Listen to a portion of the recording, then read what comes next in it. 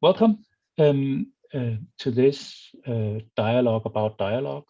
I have invited Rupert Wegerif, Professor of Cambridge University, and David Williamson Shaffer from University of Wisconsin-Madison. That I think many of us already know in this community. Rupert is also a very prominent scholar, in a sense defining the area of dialogical education. So I'm very pleased that you are joining us today, Rupert. The idea is that we are going to discuss the role of dialogue in digital education, and I've provided Rupert and David with like 3 questions that I'm just going to present so you know what I have given to them. I'm going to also just put it in the chat for you to see. Whoops. So these questions, yeah, I'm going to present the questions and then I'll give the word to Rupert for 10 minutes to try to answer, comment, or destroy these questions, and then I'll give the word to David to do the same, and then we will have 8-10 minutes where David and Rupert are responding to each other's responses, and then we will open like the ball for everyone, right? So the questions that I have prompted you with is what is dialogue and how does it differ from, for instance, regular discourse, and why is dialogue important to education? That's like question 1.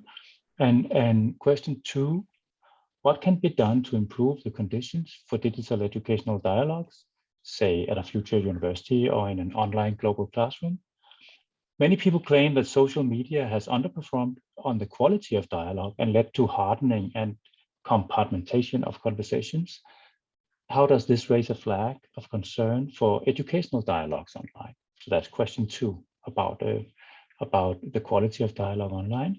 And question 3, how can dialogue be measured, evaluated, and so on with the assistance of digital tools? What are the potentials from learning analytics and social media analysis in order to develop tools for evaluation in education? So that's an evaluation kind of question in relation to education. So these are the 3 questions, and now you know what they are, and I'll give the word to Rupert to try to respond to these questions. So Rupert, please go ahead.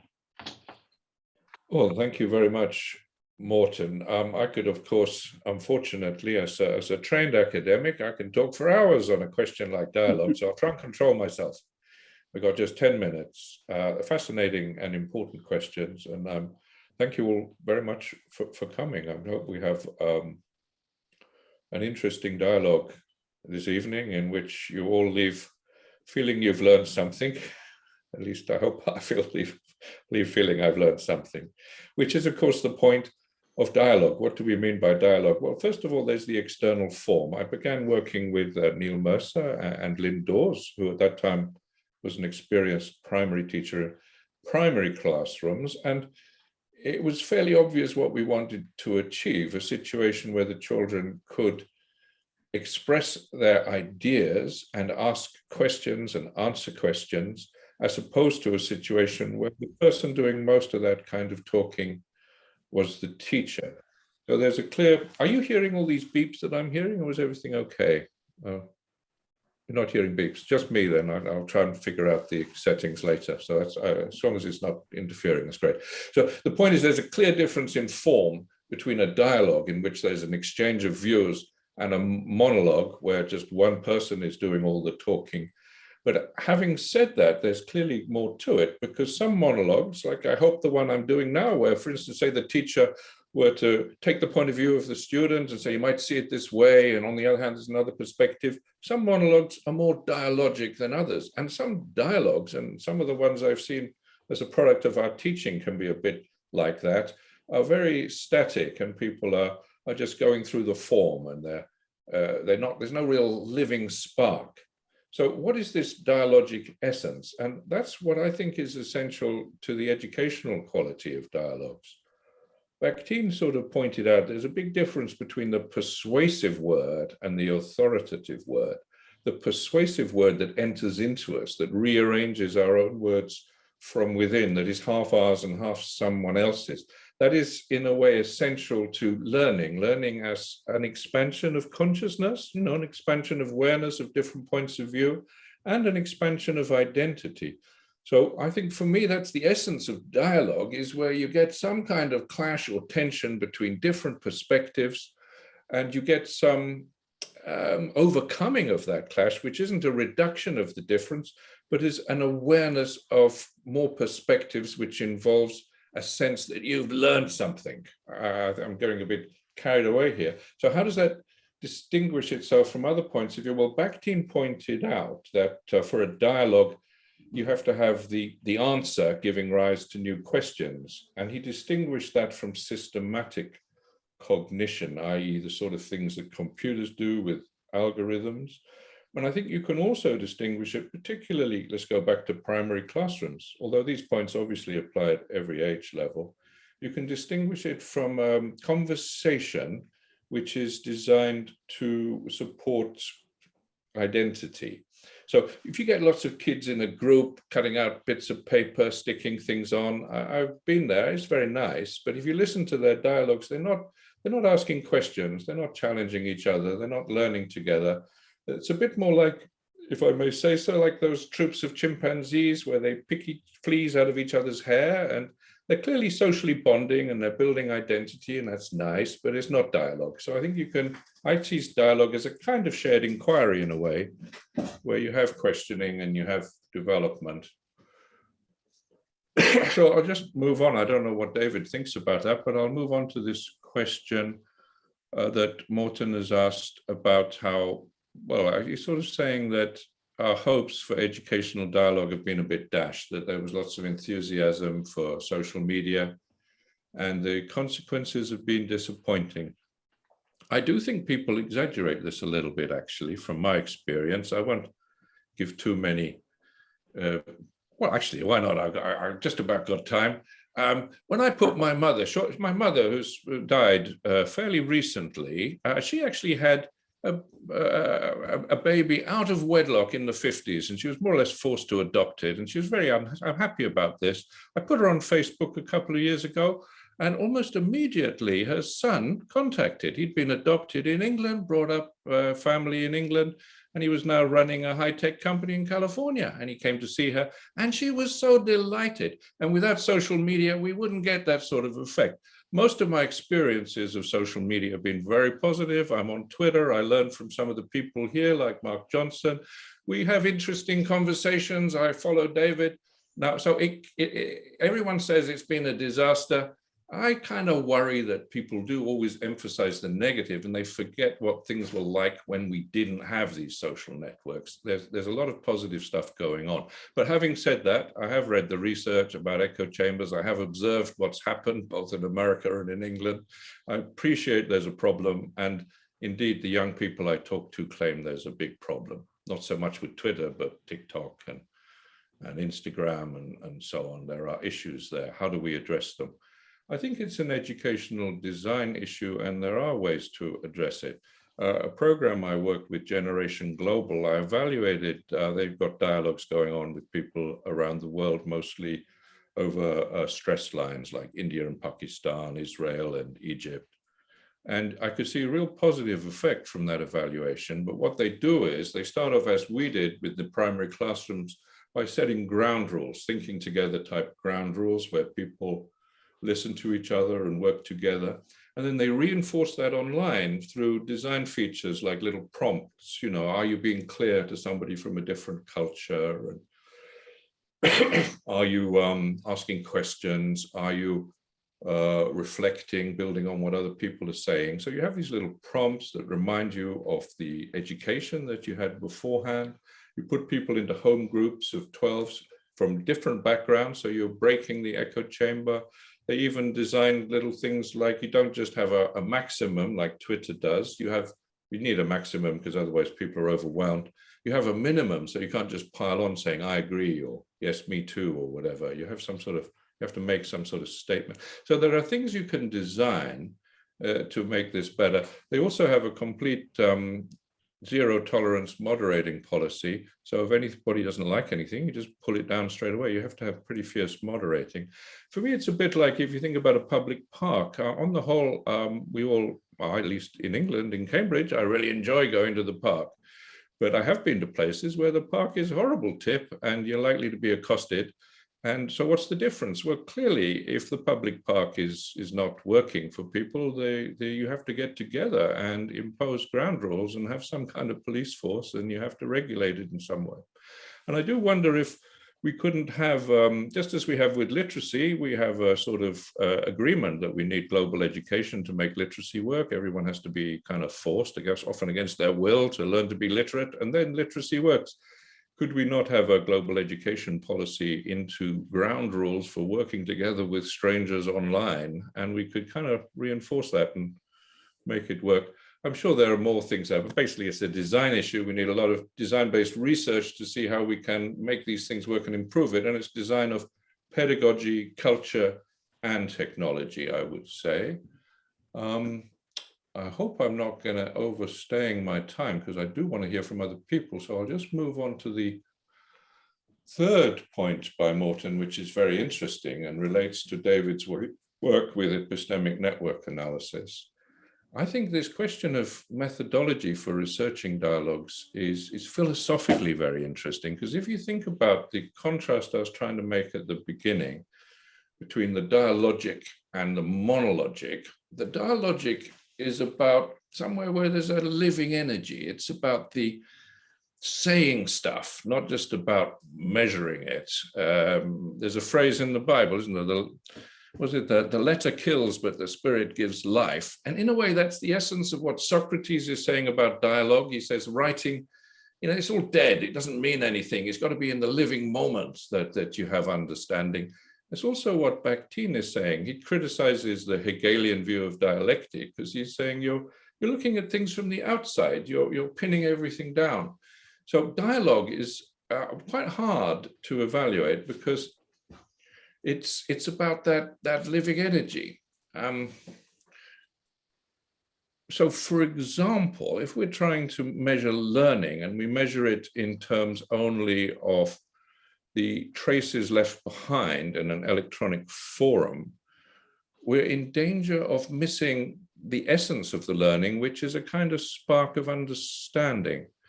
So I think that's quite an interesting issue, in which way I've got into design-based research, because I think with what I call double loop design-based research, where you don't just design things and see if they work, you reflect on your assumptions and you return and you develop them. I think that's interesting. And the other thing I'm trying to do is what I call a chiasm approach, being pretentious, because I got that from Merleau-Ponty. He says that, basically meaning is always this tension between an inside point of view and an outside, the horizon looking in, defining me, and me looking out, defining the horizon. And I want to get at these learning moments. You have to actually, I think, interview people, or at least participate in the experience, have genuine ethnography. But then you'll find that the features of an ongoing dialogue have patterns and structures that develop that can be measured in terms of conceptual understanding. And this is where epistemic network analysis is very useful. But obviously the risk for me is that you define in your codes what you're looking for, and then you fix it. You're actually missing that spark of originality and creativity. I think people kind of know when they're learning, and you could find out through interviewing them when they're learning. So I think you need to constantly revise the bigger patterns that you're looking for. You need to have a way of researching that is not monologic. What would a dialogic model look like? And I think it's a living, developing, self-reflective model. But I think we have research techniques to try and implement that. I don't know if that made any sense, but I better stop there, because I'm pretty sure that's my time. I've overused my time, haven't I, Morten? I hope you're controlling me. Yes, I'm controlling you, and you have used your time plus. Perfect, right? So we are perfect on time, no problem. And thank you for very interesting thoughts on the questions. I'm simply handling the microphone to David. to have a go and with your own thoughts and maybe following up on some of what Rupert said. And you have 10 minutes, and then I will slowly stop you.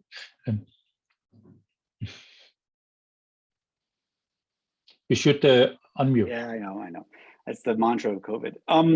So some of you have probably heard me tell this story before, but when I was a kid, we used to drive out from New York City to Long Island to go to Thanksgiving at my aunt's house. And along the way, we had to pick up my great aunt Florence and my grandmother. We used to we'd go and we'd have them sit in the back of the car, and eventually I was the one who had to do it. I was driving, right? And the thing about Aunt Florence and my grandmother is they were both huge. They loved to talk. And so when you put them in the back, Aunt Florence would start by telling some story at some length, right? And then my grandmother would take over and she would tell a story. And then Aunt Florence would respond with another story, and they would go back and forth. And it sounded just like they were having a conversation, except that if you listen to it, you realize that neither of them was actually paying any attention to what the other one was saying. They were each just speaking in turn, but having, as Rupert said, a monologic dialogue, essentially. And I certainly hope that's not what Rupert and I are about to engage in here. So the question comes up, like, what's the difference between Aunt Florence and my grandmother talking in the back of the car and what we hope happens in an educative context? So obviously one part is that the two participants have to engage with each other's ideas. I'll see Rupert's Bakhtin and raise a Dewey. So Dewey's argument was that all learning comes from the attempting to accomplish something, encountering an obstacle, stepping back from that obstacle to try and figure out how to get around it. And it's in the overcoming of that obstacle that you develop understanding. And so in some sense, the dialogic plays two functions. One is it actually can set up the obstacle in the first place, right? So Rupert and I don't necessarily exactly agree. So as we engage, each of us in some sense becomes partly the obstacle for the other. That model, of course, is what we see in the worst parts of social media, right? You see people who are oppositional, who are then just arguing with each other, and it winds up being shouting each other down. So if one end of the spectrum is the Twitter, and the other end of the spectrum, or the worst, not Rupert's part of Twitter, but the worst part of Twitter, and the other is Aunt Florence and my grandmother, right? What happens how do we get in between?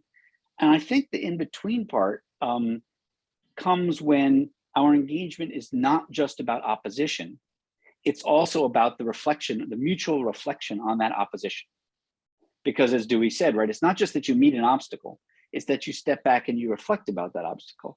And if we throw Don Schoen in the mix, right, the argument is that when we reflect, we are typically not reflecting just by ourselves. Sometimes that happens. But more often what happens is we reflect with peers and with mentors. And it's that combination, what I think makes the dialogic so interesting, is it's a combination of both opposition and reflection kind of wrapped into one. And that is not an easy thing to do. It's not an easy thing to do, partly because that's a complicated dance between opposition and reflection.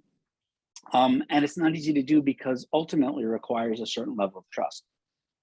And so I think that's why if we look at places where people are engaging in this kind of constructive dialogic, there are often, just as Rupert said, guidelines, norms, things that we put in place in order to essentially enforce certain forms, right?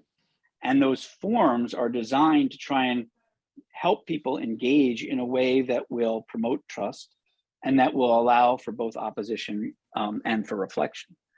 And I think just taking it a step further, one of the challenging things is that I'm not actually sure that there is just one form of dialogic. So in part because I'm not sure that there's just one form of knowledge construction in the world. So when doctors talk about problems, or lawyers talk about problems, or architects or engineers, they're not necessarily all engaged in the same dialogic because they're not all in the same problem space and they're not all in the same community. And so I think that's another piece in the puzzle, which is we have to think about what is the community that somebody is being enculturated into? What are those norms of participation? How does the community itself kind of create that set of norms? And then, how can we help young people enter into those spaces? So I think that part of what we can do with technology to improve these sort of dialogic encounters is not necessarily to try and build all-purpose tools, right? Twitter just says you can write about anything in any way you want as long as it's 240 characters. You can respond to somebody, you can tag somebody, right? Those are very generic rules of engagement.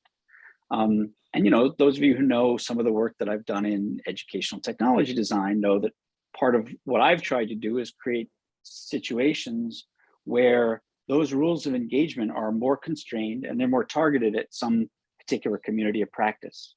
People are encouraged to talk in the ways that some community of practice talks. And that, of course, also makes it easier to do an assessment. Why? Because you're now in a more constrained dialogic space. You understand some of the things that are appropriate and constructive talk and dialogue moves, and some of the things that aren't. I think, though, that one of the challenges that leaves is, like, what I've just described is essentially a very conservative view of education. And I actually do think that there's an extent to which education is always a conservative enterprise, because it's the way that culture replicates itself, right? The reason we have schools is basically so that kids will be able to function in society, and then they'll be able to pay for our Social Security or whatever the equivalent is when we get old. I mean, it's a self-replication process, right? So how do those things become how do those things adjust as the world changes? And as Rupert pointed out, things are changing very rapidly, right? So how does a model like that adjust to change? And how does a model like that not lose the emancipatory qualities that we hope education has, right? We want our kids to be better than we are, and at the same time, we're sort of creating them to be as we are. And I think that's sort of a very fundamental tension, and that I certainly don't know how to assess that, but I'm not actually even sure what the resolution is. And to be honest, I'm not even sure that it's a technological problem.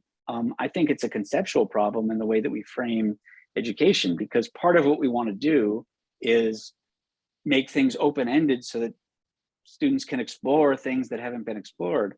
And part of it is that we want to make it convergent so that students come away with the brainwashing that we want them to have. The other word for that is enculturation, of course.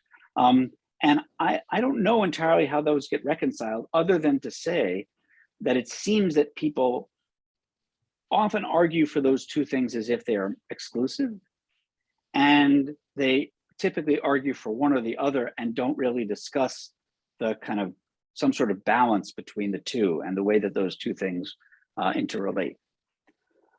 So I think that's my time, right, Martin? Yes, exactly. Actually, so the plan is, in a sense, now that I'll give the word to Rupert and then to David again, and so that you can respond to each other and so on. But I'm going to just intervene a little bit here by prompting you with, I think, two extra concerns. One is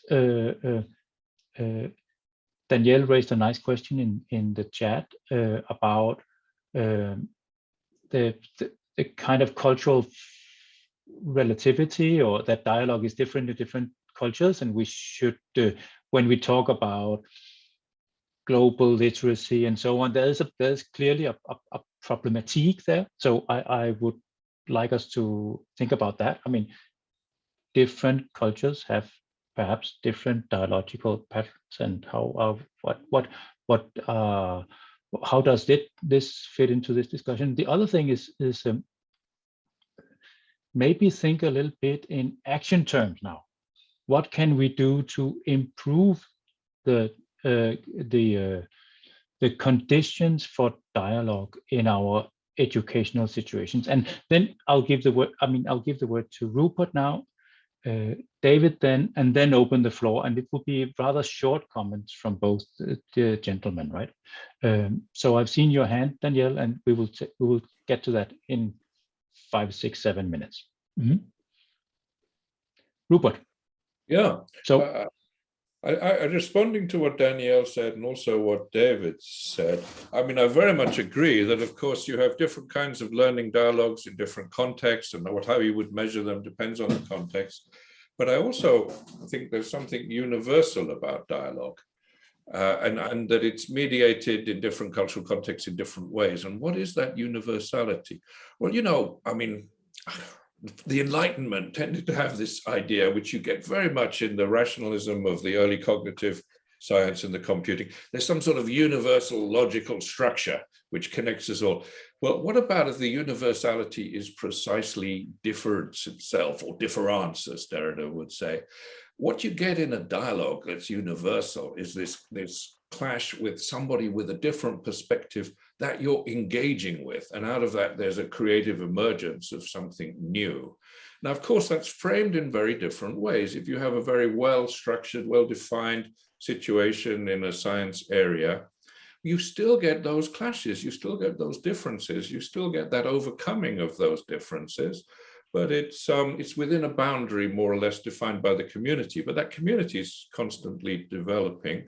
Or you could have a far more open, Homi Bhabha talked about the third space, a space of creativity and hybridity. In a way, that's what we're talking about with dialogue. I rather liked a phrase I picked up from Deleuze and Guattari. Often they're talking absolute nonsense. I'm not necessarily recommending them. I think Deleuze is great, not sure about Deleuze and Guattari, but I love this pluralism is a monism. What they meant was, that once you realize that what's universal is that creative opening of difference, it's actually, of course, the diversity is all part of a shared multiplicity, and it's kind of interesting. And I think we're getting there with dialogue. I hope that's not taking us in the wrong direction, but that responds to what Danielle is saying. I think you'll find this dialogic source in many cultures, and it's framed in different ways through different ground rules and different assumptions. And we can, in a sense, unearth it and bring it back. Very briefly, because that was too long probably, wasn't it? Your action point, I think, is interesting. As I think David was saying, I started off talking about empowering children to speak and all that sort of thing. And I realized it's more and more about building community. It's about, you need the trust in order to listen to somebody else. And as you enter into a dialogue, you need to give up some of your agency to be open to learning from the other. And so you're actually creating a shared space. It's a dialogic space. You're a speaker, but you also identify with the dialogue that's listening to you. And that's what makes you polite, because you have a certain humility, because you're not sure how you're going to be taken up. And I think that's kind of interesting in terms of action going forward.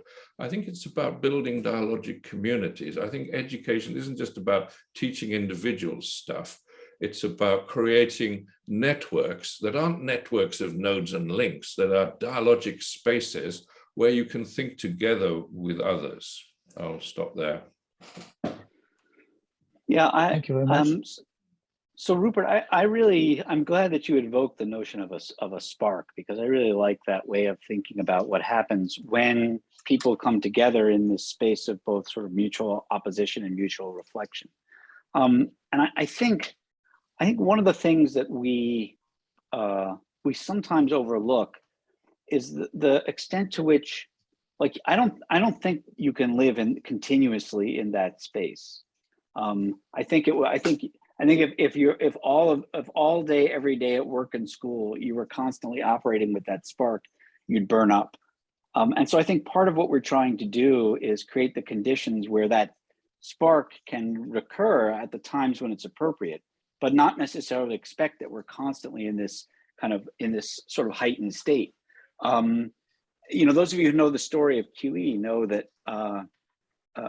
its origins are Ron Serlin, a friend and colleague of mine here at UW, and I spending the best part of 2 years talking about like how you could apply statistics to qualitative work in a meaningful way. But the thing about those 2 years is it wasn't 2 years where we were talking for all 2 years. Like it was it was intermittent, and there were periods of solo reflection and so on. So I think that I think that it's important to keep in mind. And regarding the action, which is, by the way, not just, that's a yes and, Rupert, just to be clear, right?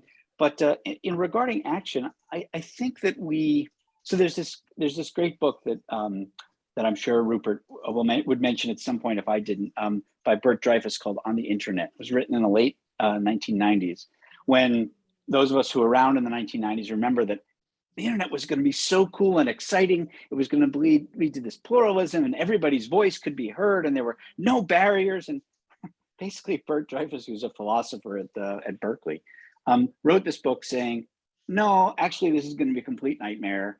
That people aren't really going to learn anything. That it's going to be just it's going to devolve into just this terrible political discussion among trolls. That's going to lead to the worst of everything. And of course, at the time I read it and said, no, you're misunderstanding, blah, blah. And it turns out he was right. And he was right in part because of a key idea that I think he took from, is it Hegel, Rupert? I don't even remember. He's a Hegelian, right? Yeah, but in this book, he quoted Merleau-Ponty a lot.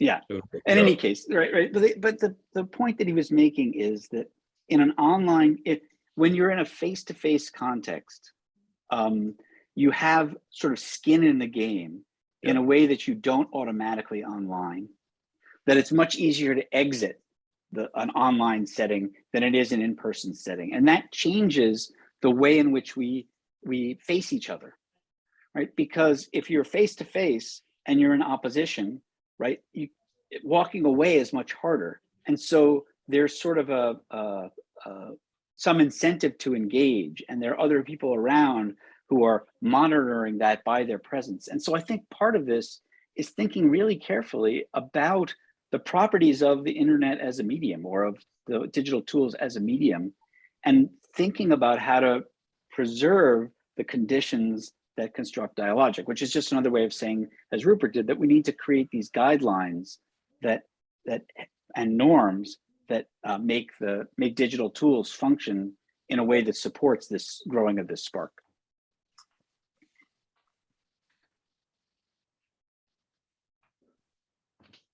Okay. Great responses. So in a sense, well, I have a question. I think I'm still going to try to hold you up on the more, well, what should we do kind of question, but I'll think about how to phrase that question again. So now we, in a sense, open the floor to all of you to reflect and ask questions. It's kind of a theoretical dialogue that we have going on here. So it might be difficult. I mean, it's fine to think a little bit.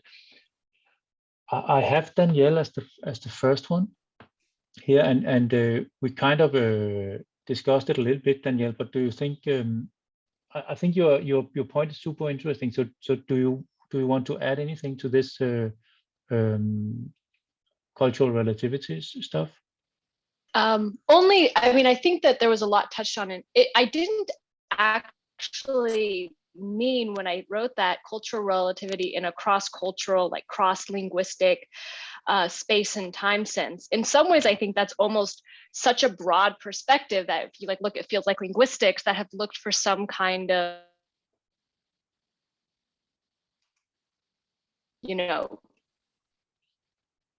above all culture, kind of fails. Mind was just, even within cultures, particularly because of platforms like Twitter and TikTok, these spaces that can create affinity groups and can actually heighten these kind of subgroup kind of ways of and practices of being.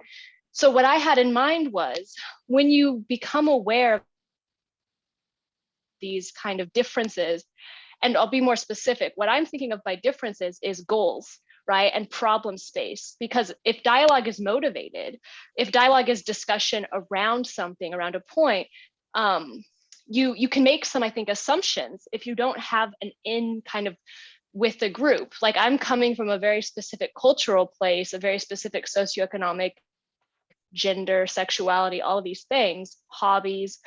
And I find oftentimes when I don't take into account, or when I'm unable to because of my age or something, learners kind of milieu, my understanding of their dialogue is really impoverished. And so I think from a learning perspective, as people who want to use this for learning tools, hooking into and actually understanding that in a deep way is going to be essential. Yeah, I agree. And I mean, this is the quantitative ethnography webinar series. And I think that makes the point very clearly as to why the ethnography part is important in quantitative ethnography, right? That if we're not developing tools to measure, to support dialogic that are grounded in understanding the culture that they're addressing, then we have a problem. One of the things we didn't talk about, and Rupert, I'd be interested in your thoughts about this. Building on what Danielle was saying, we tend to think about supporting dialogic by constructing the conditions under which dialogic can flourish. But one of the things that digital tools make possible is the ability to provide feedback kind of in the moment, not necessarily on the quality of the dialogue, that is, whether it's good or bad, but on the qualities of the dialogue. So what are some of the things that are happening here? How, what's the relative rate at which people are speaking? What sort of concepts are being raised? What sort of concepts are being left out, right? We can imagine let's just say a dashboard, for lack of a better term, right? Based on some sort of quantitative ethnographic analysis that was essentially mirroring back to the community, what it is that they were, or the group, how it is that they were functioning, not necessarily in a way that said one is good or bad, although of course any choice of metric implies value judgment. But so that it seems like that's something that a tool like HUE could provide in a powerful way. Sorry, I wanted to mention that I was once working on a European project. Thanks for raising that, David. Called Argonaut, with Ulrich Hopper was doing the main technical stuff, and we created just such a dashboard. And I saying it's because of this philosophical thing. How can you measure the spark? I found it remarkably easy though, because we were using a visual concept mapping type dialogue, and you could actually tell when the threads diverged because a new idea occurred. So we marked a few of these maps as creativity. We fed it into the machine learning algorithm, and you could indeed have an indicator of the amount of creativity in the talk, the amount of chains of reasoning in the talk. You could measure anything. And the idea was to create a dashboard that which teachers could control, like a kind of navigator. But we could also, of course, use that dashboard for the students in small group dialogues together to reflect on. And the thing that I found quite exciting was what they called the deep loop. We never really got this working, but the idea was, of course, that these monitors would lead to interventions by a moderator to say, hey, think of something creative now. You've been talking for ages and you haven't given any reasons, And the idea would be to check each of these interventions and assess them, and in a way that would be constantly developing and evaluating. And I think there's something conceptually quite interesting there within a community, of people using it. So you'd get constant feedback, and the same could be with our measures. The problem for me with epistemic network analysis is you decide on a set of codes. But in this way, you could constantly reflect on and evaluate on the relevance of your codes and how you could improve them. The same would apply, of course, to our ground rules. The problem with ground rules is the ground rules come from one culture. Maybe it's the white middle-class teachers imposing it on a different, but you can constantly reflect and develop those ground rules in dialogue with the class. It's a kind of linked idea. The technology could help a community constantly develop their understanding of what they're doing and the best way to do it through dashboards. And I think that would be really exciting. We did a proof of concept, but of course it's a big EU project. Millions of euros were spent and nothing ever happened. Yeah, I mean, I just throw out that I wonder actually how deep the model of dialogue would have to be helpful. And I suspect, for example, that even just simply counting the amount of time that each person spoke and just showing that, not necessarily with the person's name, but just, one person spoke this much, and like, I suspect that would actually change the nature of the discussion and provide an object to reflect on.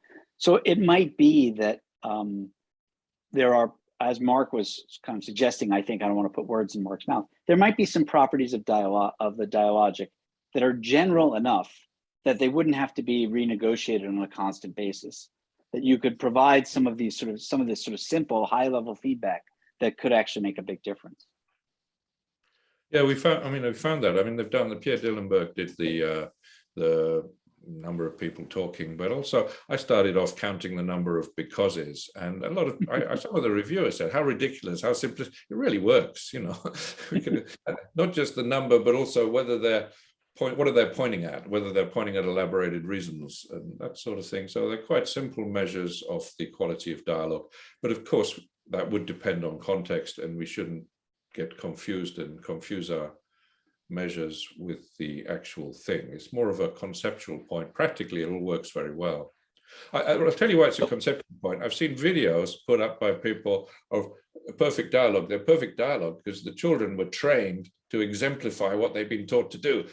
Ask because, give reasons why, but they weren't really dialoguing, So in other words, it's a danger if you start measuring things that you confuse the map with the territory, and then the measure becomes what you do, and that would undermine the point of dialogue. It doesn't mean it doesn't work in practice. So I'm going to just jump in here because we have a long list of people that have some kind of questions or comments, and I think we'll just, because we want to hear people's questions, we'll just take it from the beginning. Jamie, I have you first. You raised a question some time ago, and if you don't want to raise it anymore, then that's completely fine. But please go ahead about the narrative aspect. I think it's kind of already been answered. Or maybe talked about, but I wanted to observe that both speakers use shared storytelling as part of the dialogue of this conversation. And I'm just wondering what the thoughts are around shared storytelling as an educational tool in dialogue or dialogic communities.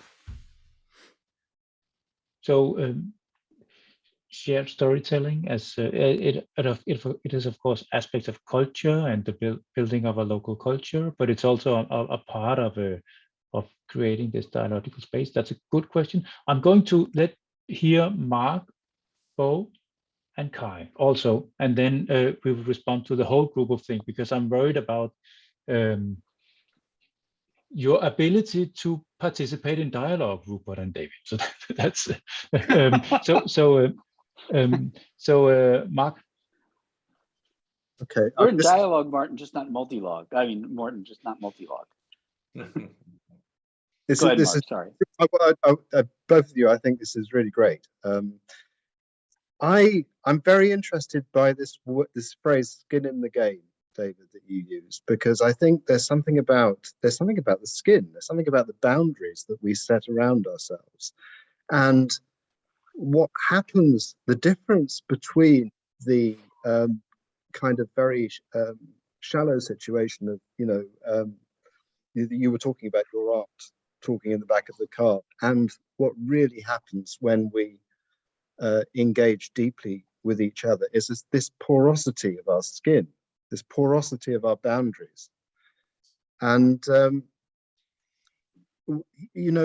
I think that's where this is where I support Rupert in saying there's something universal here. There's something universally intersubjective in the way that we tune into each other when we are seriously engaging in a deep concern for each other and for our own thought. And it's as if the consciousness is between us. Now, from a practical point of view, I think the challenge for education is how do you create the conditions where that can happen? And yes, almost certainly there are technological things that we can do. you know, from everything from having spaces, physical spaces where people actually feel comfortable in making their skin more porous, to yeah, this does happen in social media in certain spaces, and in other spaces you see people actually reinforcing their skin. So I suppose my question is about skin. How do we make the skin more porous? Okay, so we have shared storytelling. In a sense, Mark, you asked my question in a complicated way. So how do we create the conditions for making this happen, making the skin more porous? Then we have Bo and Kai, and I'll skip myself because Mark, you asked my question. So let's hear all 4 questions. I'll keep track of them just to show how fantastic my memory is, right? Bo?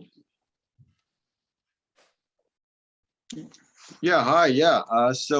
You know, when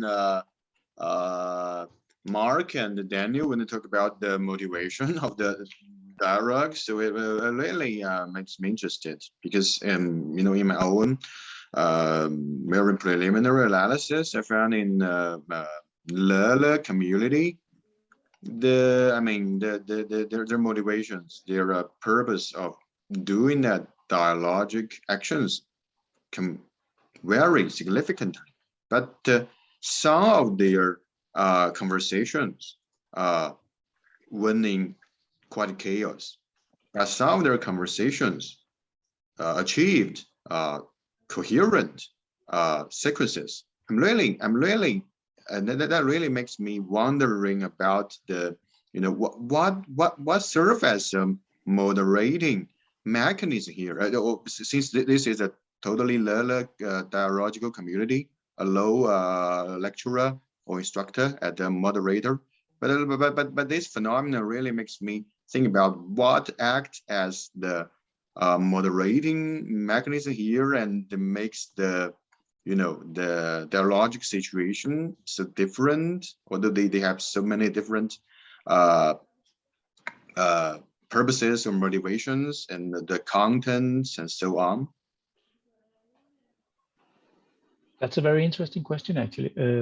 So what are the moderating structures or elements that helps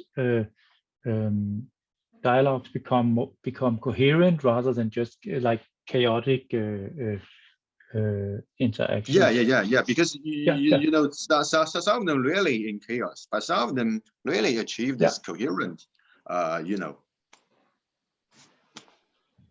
That's great. That's 3 things. That's more. Now I cannot do one more. So Kai, you have to wait with your questions. So we have 3 questions. Rupert, I'll give the word to you if you have any responses to them. I'm just going to restate them.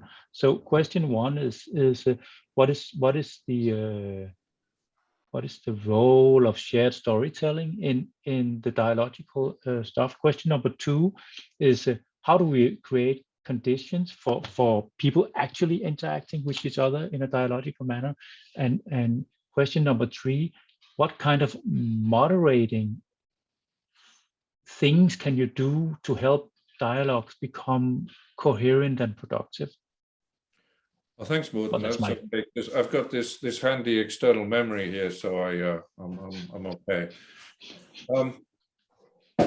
Yeah, I mean, the stories is good because clearly David mentioned this issue. They're all great questions, really interesting. Thank you.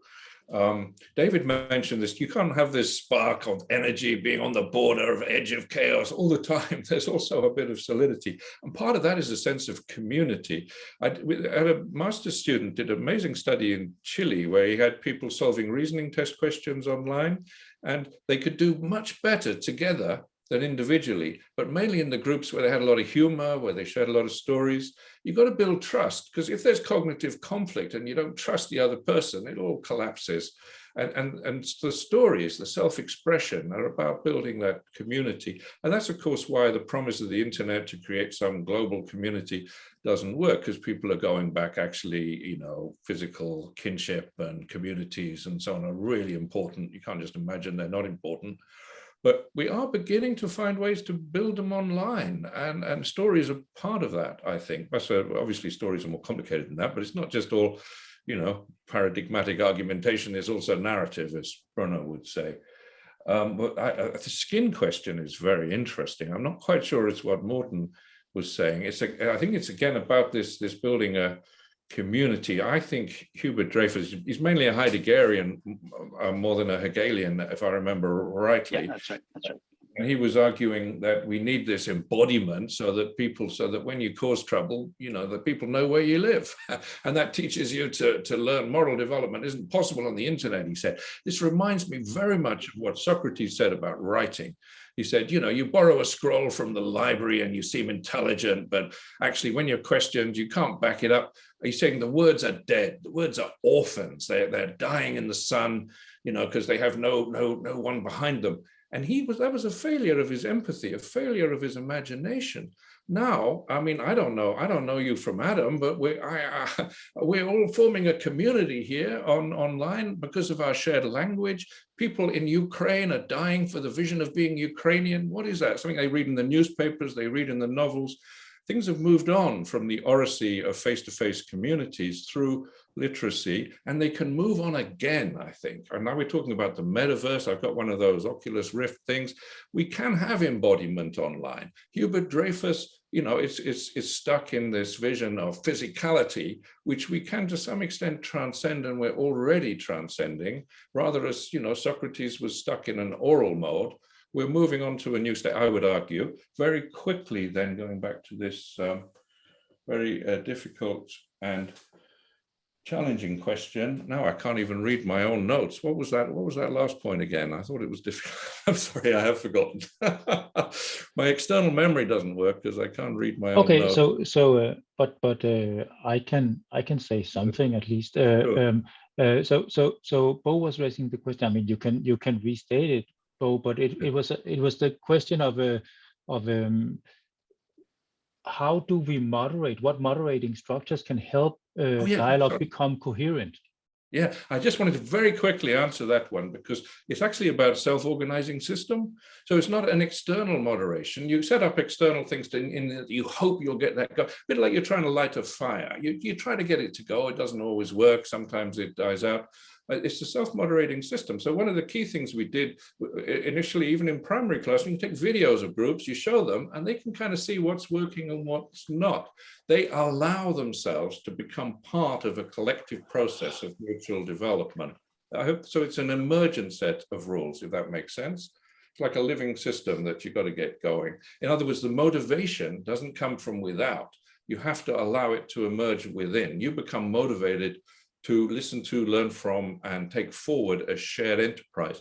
I believe that there is no agency or motivation outside of dialogue. What we think of as agency is our own little dialogues going along. The dialogues generate the motivation and the agency, and we have to create those bigger dialogues. That would be my answer. What do you think, David? Are you allowed to respond? Yeah. Well, so we only have a couple minutes here, and I know we probably want to have some kind of wrap up by the moderator, but since you invoked Ukraine, let me just throw a little bit of a Molotov cocktail in the mix here. So I think that we've been saying we can create the conditions of constructive dialogue, and the internet can facilitate the coming together of people with shared interests, and and so on and so on. And I keep having in the back of my head, like, if you look at the most successful communities, or some of the most successful communities that have formed in this new internet space, where they have built trust and community and motivation towards action, all these other things, it's the fascists. I mean, like, I don't need to put too fine a point on it, but like that, part of what January 6th in the United States shows, part of what the politics in other countries shows, is that, and I'm not saying that but I'm not making the argument that, like, the internet is building fascism. My argument is actually that I think that if we talk about these things absent of some kind of teleology, absent of some kind of direction, absent of some kind of notion of what we consider to be good and what we consider to be progress, if we just think about the kind of structures that facilitate conversation or such structures that facilitate engagement, I think that's probably not sufficient. I think we actually also have to think about what norms, what values, what things do we want these communities to move towards, which is, you know, partly in response to Bo's point. But with all of these, right, it's not just a matter of making your skin receptive, making your skin permeable. We want our skins to be like, you know, semi-permeable membranes. We want them to be permeable to some things and not permeable to others. And that question, as I'm sure Rupert will point out, what those things should be, we have to resolve in some way dialogically. But I think we also have the problem right now that, you know, what we're seeing is even institutions like democracy don't hold unless there's some shared commitment to values underneath. And again, we could say, well, that needs to come from dialogue, but, you know, and maybe dialogic's all the way down, but at some point there's a turtle you have to stand on. And I'm not sure what that turtle is, but I think it's important to remember that, right? Some things have to be out of bounds. And as part of all this. Anyway, that's my firebomb for the end of the talk, Morten. Yes, thank you very much. We have 1 minute left. Kai, do you want to raise your question? Can you do it in 10 seconds? Yeah, I just want to thank Rupert and David for this wonderful talk and the conversation. I've been working in developing conversational intelligent tutoring system for 2 decades. So everything you talk about sounds so familiar with me. There's some keywords here.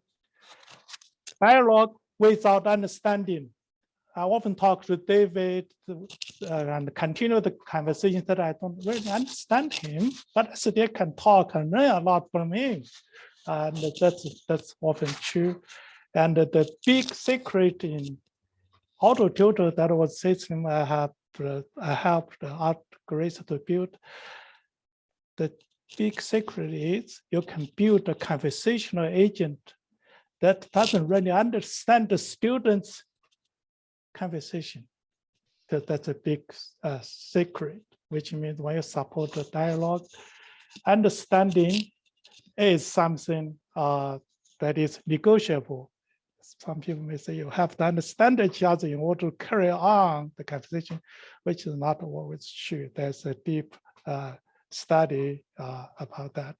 Thank you again. I don't have time to ask a question.